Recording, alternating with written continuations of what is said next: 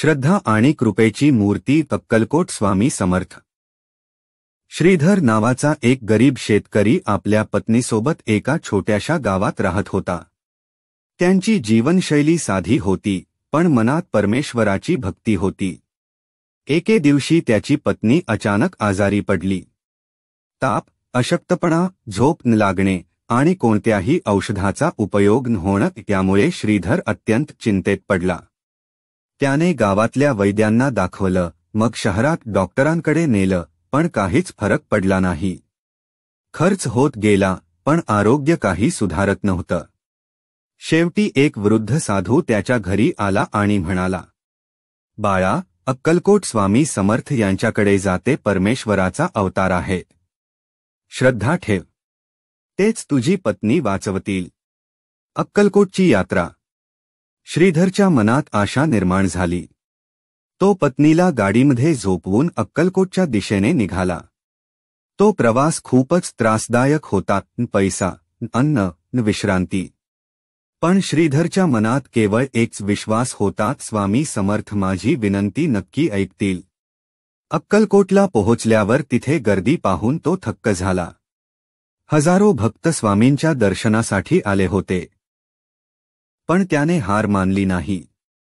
3 दिवस उपाशीपोटी तो तिथेच बसून राहिला, एकटक स्वामींची वाट पाहत। स्वामींचे चमत्कारिक दर्शन। तिसऱ्या दिवशी सकाळी स्वामी समर्थ अचानक गर्दीतून चालत श्रीधरजवळ आले। त्यांनी त्याच्याकडे शांततेने पाहिलं आणि गूढ स्वरात म्हणाले, अरे बाबा, तुझा विश्वास आम्ही पाहिलाय। एवढं प्रेम आणि श्रद्धा आम्हाला बांधून ठेवतात। तुझी पत्नी आता बरी होईल, तू घरी जा। श्रीधर विस्मयचकित झाला। त्याने पायांवर डोकं ठेवलं आणि आनंदाने डोळ्यातून अश्रू आले। एक शब्दही न बोलता तो घरी परतला। कृपेचा साक्षात्कार। घरी पोहोचताच त्याला धक्का बसला, पण आनंदाचा। त्याची पत्नी हसत होती, चालत होती आणि म्हणाली, काहीतरी चमत्कार झाल्यासारखं वाटतं, मी पूर्णपणे बरी झाले। श्रीधर दोन्ही हात जोडून म्हणाला, स्वामी समर्थ महाराजांनी आपल्यावर कृपा केली। त्यांच्या घरात शांतता, समाधान आणि अढळ श्रद्धेचा नवा प्रकाश निर्माण झाला। या कथेचा संदेश, स्वामी समर्थ हे केवळ गुरु नव्हते, ते भक्तांच्या दुःखांवर औषध करणारे साक्षात देव होते। श्रद्धा असेल तर कृपा हमखास मिळते।